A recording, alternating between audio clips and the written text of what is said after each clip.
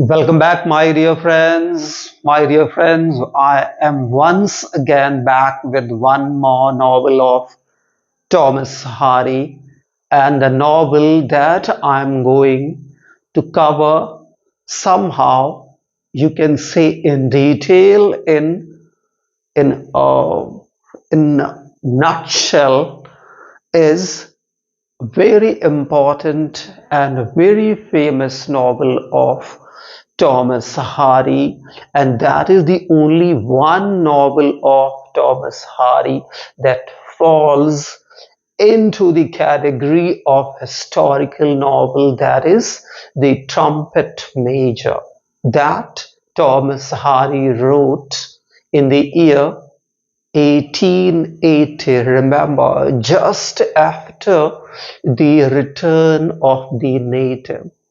This novel somehow gives us a glimpse of that Napoleonic war that Napoleon, you can say, fought, and that invasion that Napoleon led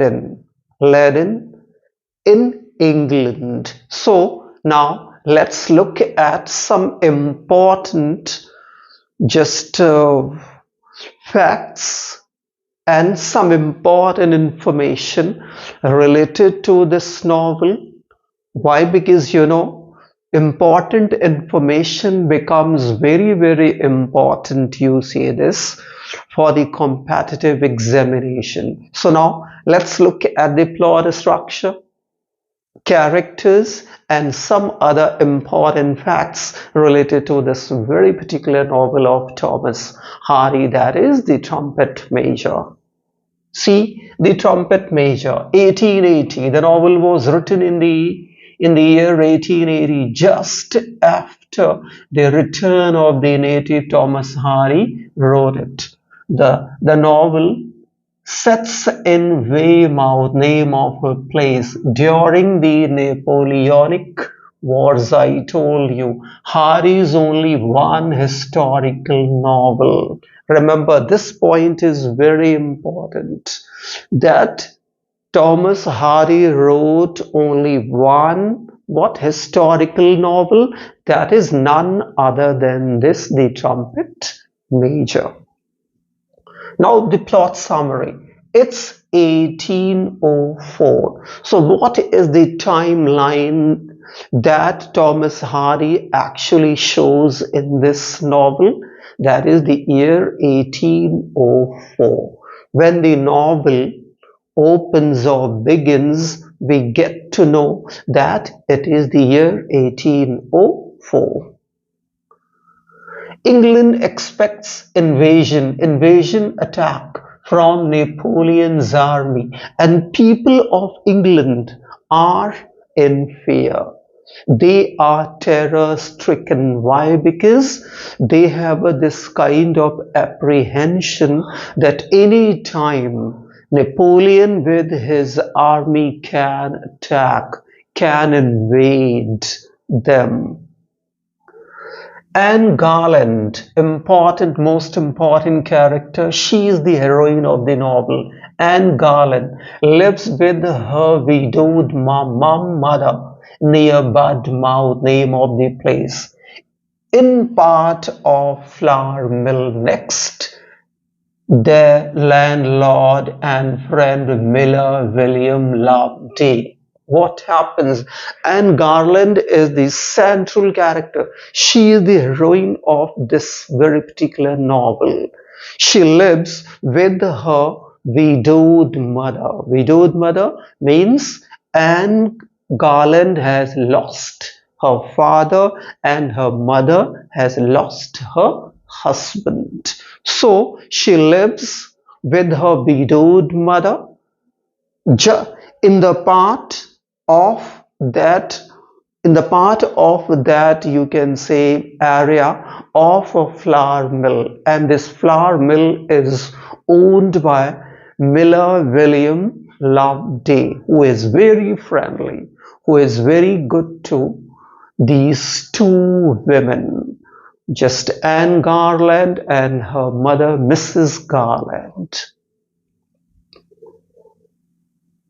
She draws the attention of John Loveday, remember, the miller's son, who this Miller William Loveday has remembered two sons. One, John Loveday, whereas the younger one, what? Bob Loveday. So, what happens? This young, beautiful, just girl, Anne Garland, draws the attention of the just elder son of the miller, what? John Loveday, who is actually in naval, and at present his, you can say, his unit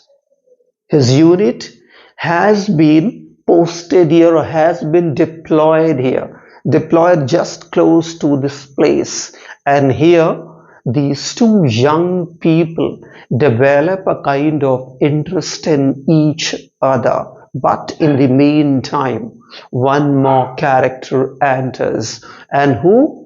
And somehow he tries to pester this young beautiful girl, and let's see who is this. See, son and yeomanry officer Festus Derriman. This young beautiful woman draws the attention of John Loveday, elder son, to Miller and yeomanry officer, one more officer whose name is Festus Derriman. She draws the attention of these two young guys. And who is this Festus Derriman? Boastful and aggressive nephew of a local squire. Anne likes John and hates Festus, since this man, just Festus Derriman, is aggressive, is a kind of a man who loves giving trouble to others. So it is obvious that we hate such kind of people. So this young girl hates this man, that is Festus Derriman, and has soft feeling for John Loveday. Bob Miller's younger son in Merchant Navy. Sorry, I told you that he is in Merchant Navy.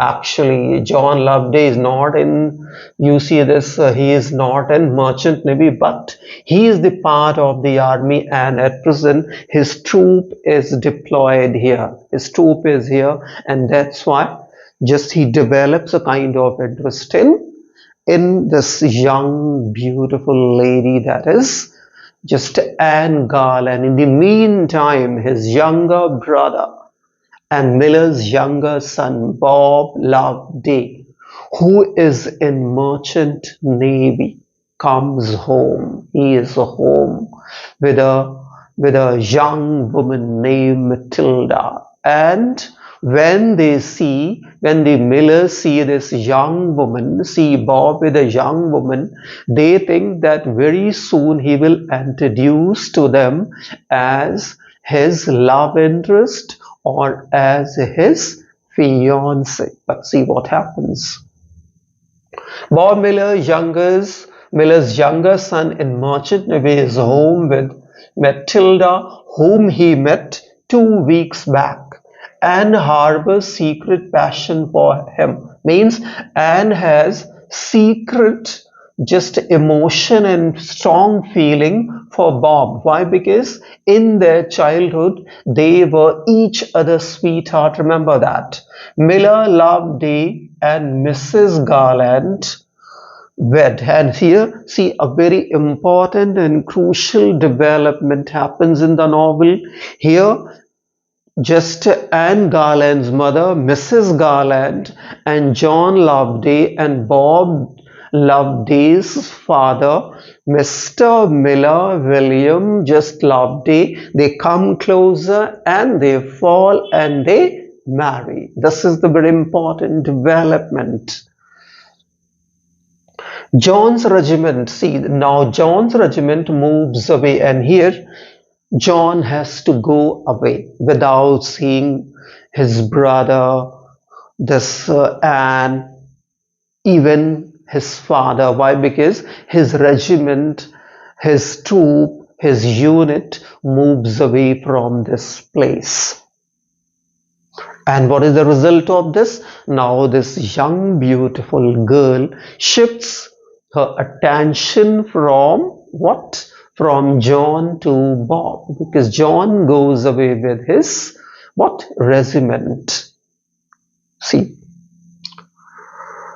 John's regiment moves away and shifts her focus to Bob Loveday. She plays hard to get with Bob, whereas Festus continues pestering her. So here, just this young girl has hard time to come closer and to convince and make Bob feel that she is in love.